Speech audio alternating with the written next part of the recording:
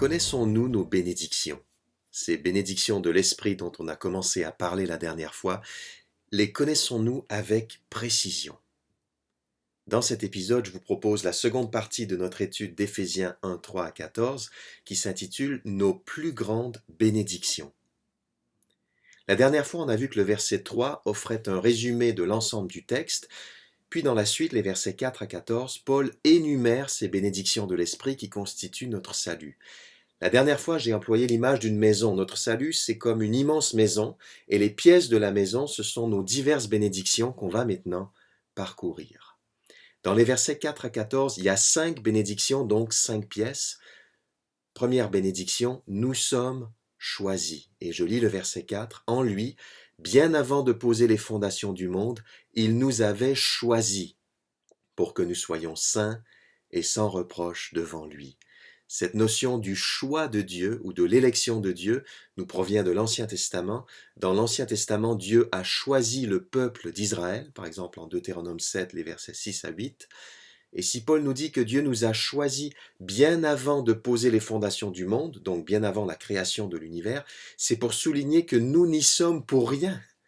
Dieu nous a choisis par pure grâce, avant même qu'on existe, c'est-à-dire avant qu'on puisse faire quoi que ce soit pour tenter de mériter cette grâce qui ne se mérite pas.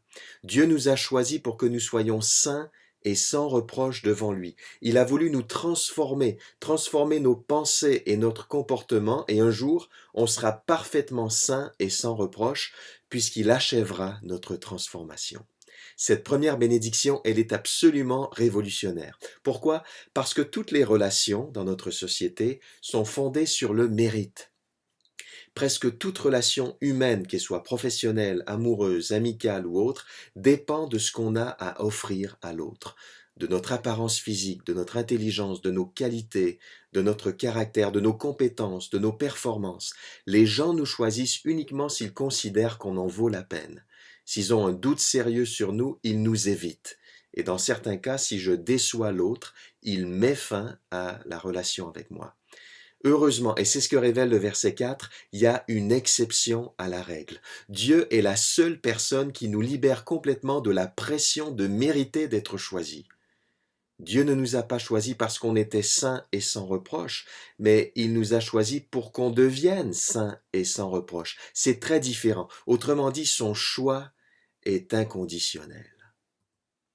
Deuxième bénédiction, nous sommes adoptés, puisqu'il nous a aimés. Verset 5, il nous a destinés d'avance à être ses enfants qu'il voulait adopter par Jésus-Christ. Voilà ce que, dans sa bonté, il a voulu pour nous, afin que nous célébrions la gloire de sa grâce qu'il nous a accordée en son Fils bien-aimé. Dieu nous a destinés d'avance à être ses enfants adoptifs. Dans le monde gréco-romain de l'époque, quand on était adopté, on recevait tous les privilèges d'un fils ou d'une fille. Paul connaît bien l'adoption dans la société de son temps, et il a aussi en tête l'adoption d'Israël dans l'Ancien Testament. Israël était appelé le fils premier-né de Dieu en Exode 4, 22. Les Israélites sont les enfants de Dieu en Ésaïe 1, verset 2. Ce que Paul dit ici, c'est que nous, chrétiens de toute nation, nous sommes maintenant les enfants adoptifs de Dieu parce que c'est à ça que Dieu nous a destinés d'avance. C'est cela qu'il a voulu pour nous. Et ça nous donne envie de célébrer la gloire de sa grâce. Verset 6. Troisième bénédiction, nous sommes délivrés et pardonnés. Je lis d'abord le verset 7. En Christ, parce qu'il s'est offert en sacrifice, nous avons obtenu la délivrance, le pardon de nos fautes. Dieu a ainsi manifesté sa grâce dans toute sa richesse. La délivrance, ou la rédemption dans d'autres versions, c'est la libération par le paiement d'une rançon. À l'époque, un esclave pouvait être libéré de sa servitude quand une autre personne payait une rançon. Et encore une fois, Paul a à l'esprit un double arrière-plan, à la fois le monde gréco-romain et l'Ancien Testament, puisque dans l'Ancien Testament, Israël a été libéré de l'esclavage en Égypte. On voit ça par exemple en Deutéronome 7, verset 8. Mais la délivrance dont il est question ici, si elle fait penser à la libération des esclaves dans le monde gréco-romain et à la libération d'Israël dans l'Ancien Testament, cette délivrance surpasse toutes ces libérations. puisque le paiement de notre rançon s'est fait par le sacrifice de Christ. Verset 7. Voilà le prix de notre rançon. Et on a été libéré de quelque chose de bien pire que l'esclavage au sens propre. On a été délivré de l'esclavage de nos fautes et du juste châtiment que méritaient nos fautes. C'est la raison pour laquelle la délivrance au verset 7 est étroitement associée au pardon de nos fautes. En payant le prix de notre délivrance par le sacrifice de Christ, Dieu a manifesté sa grâce dans toute sa richesse, et on ne parle pas ici d'une petite grâce. Verset 8, il l'a répandue sur nous avec surabondance.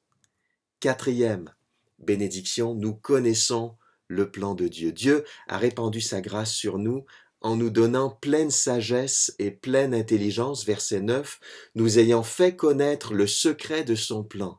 Ce plan, il l'a fixé d'avance dans sa bonté en Christ, verset 10, pour conduire les temps vers l'accomplissement. Selon ce plan, tout ce qui est au ciel et tout ce qui est sur la terre doit être harmonieusement réuni en Christ. D'après le verset 9, Dieu nous a fait connaître le secret de son plan, ou le mystère de son plan dans d'autres traductions. Pour Paul, le secret ou le mystère, c'est pas simplement quelque chose de mystérieux, quelque chose qui reste mystérieux, c'est plutôt quelque chose qui n'était pas clair auparavant, à l'époque de l'Ancien Testament, et qui est maintenant devenu clair avec la venue de Jésus-Christ.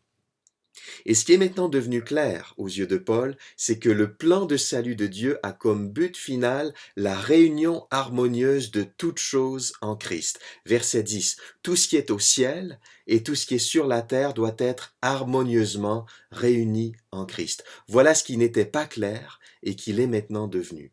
Ce qu'il faut savoir, c'est que ces versets représentent plus qu'une quatrième bénédiction, c'est le point culminant de la louange entière des versets 3 à 14, et c'est même le message central de la lettre. Attention, c'est hyper important. Paul nous donne ici une vision du salut qui dépasse notre petite personne et qui dépasse même l'échelle de l'Église universelle. C'est tout l'univers qui doit être sauvé. C'est tout l'univers qui doit être rétabli, à la fois le monde invisible, tout ce qui est au ciel, et le monde visible, tout ce qui est sur la terre. Pourquoi? L'unité de l'univers a été rompue. Et c'est tout le cosmos qui a besoin de salut. Comme le dit Paul en Romains 8, à partir du verset 19, toute la création attend sa délivrance avec un ardent désir. Et c'est aussi le message d'Éphésiens. Dans le monde céleste, il y a des puissances mauvaises.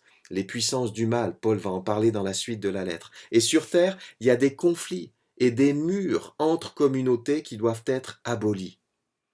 La suite d'Éphésiens expliquera les étapes du processus de réconciliation de toutes choses en Christ. Il va de soi que ce rétablissement ultime, on l'attend toujours.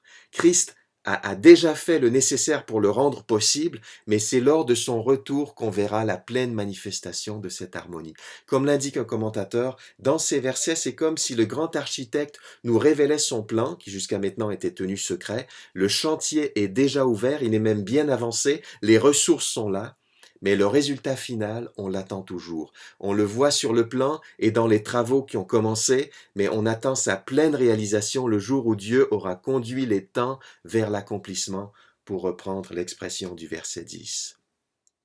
Cinquième bénédiction, nous appartenons à Dieu et son héritage nous appartient. Dans les versets 11 à 14, on va passer du nous, versets 11 et 12, au vous, verset 13. Nous, ce sont Paul et les autres chrétiens qui, comme lui, sont d'origine juive, et vous, ce sont les premiers lecteurs qui étaient d'origine non juive ou d'origine païenne. Enfin, au verset 14, les deux groupes seront réunis. D'abord, que dit Paul à propos des chrétiens d'origine juive? Versets 11 et 12. Et c'est aussi en Christ qu'il nous a accordé notre part d'héritage, conformément à ce qu'avait fixé celui qui met en œuvre toutes choses, selon l'intention qui inspire sa décision. Ainsi, nous avons été destinés d'avance à célébrer sa gloire, nous qui, les tout premiers, avons placé notre espérance dans le Messie. Les chrétiens d'origine juive reçoivent donc leur part d'héritage, verset 11, pour l'instant Paul n'en dit pas plus sur cet héritage, et ce sont eux qui, les tout premiers, verset 12, ont placé leur espérance dans le Messie. En d'autres termes, les premiers chrétiens étaient juifs, c'est un fait historique. Maintenant, le vous, au verset 13, et en Christ, vous aussi, vous avez entendu le message de vérité, Cet évangile qui vous apportait le salut, oui, c'est aussi en Christ que vous qui avez cru, vous avez obtenu de Dieu l'Esprit Saint qu'il avait promis et par lequel il vous a marqué de son sceau en signe que vous lui appartenez. C'est en entendant le message de vérité, l'évangile qui signifie bonne nouvelle, et c'est en mettant leur foi, leur confiance dans ce message que les lecteurs ont reçu l'Esprit Saint par lequel Dieu les a marqués de son sceau en signe d'appartenance. Lisons maintenant le verset 14. Cet esprit constitue l'acompte de notre héritage en attendant la délivrance du peuple que Dieu s'est acquis, ainsi tout aboutit à célébrer sa gloire. L'acompte d'un héritage, ce sont les arts de l'héritage, son premier versement. L'esprit reçu est le premier versement et la garantie de notre héritage futur. L'esprit nous donne un avant-goût de ce qui nous attend, la délivrance complète. Non seulement le pardon, mais l'absence du péché. Nous en jouirons de cette délivrance complète lors de la résurrection finale. Paul en parle en Romains 8, 23. Dans ces versets 11 à 14, il est donc question à la fois de notre appartenance à Dieu, on est à lui, il nous a marqués de son sceau, et de notre jouissance de ses biens, il nous donne son esprit comme acompte de notre héritage. Finalement, les chrétiens d'origine non juive ont les mêmes privilèges que les chrétiens d'origine juive, ils appartiennent à Dieu et ils sont les héritiers de Dieu. Maintenant qu'on a parcouru les 5 pièces de la maison du salut, n'oublions pas la raison initiale de cette visite du propriétaire. Paul nous invite à bénir Dieu avec lui, c'est-à-dire à adorer Dieu, à le remercier de tout notre cœur pour cet immense cadeau qu'est notre salut. Béni soit Dieu qui nous a choisis, il nous a adoptés, il nous a délivrés, il nous a éclairés en nous faisant connaître le secret de son plan, il nous a acquis, nous lui appartenons, et tout cela, il l'a fait en nous unissant à Christ. Père Céleste, je te bénis parce que tu m'as tant béni, tu m'as choisi, moi qui n'avais rien pour attirer ton regard, tu m'as adopté et tu es devenu mon Père Céleste, moi qui ne savais même pas que tu t'intéressais à moi. Tu m'as délivré de toutes mes fautes, tu m'as totalement pardonné et libéré, tu m'as dévoilé ton plan, ce qui me permet de savoir pourquoi je suis sur cette terre. Par le message de l'Évangile, tu as fait en sorte que je t'appartienne, tu m'as marqué du sceau de l'Esprit en signe que je suis à toi, et non seulement je suis à toi, mais ce qui est à toi est à moi. L'Esprit est l'acompte de mon héritage futur. Père, tout ça me dépasse, mais je sais qu'un jour, je comprendrai mieux parce que j'en ferai l'expérience. Que ta gloire soit célébrée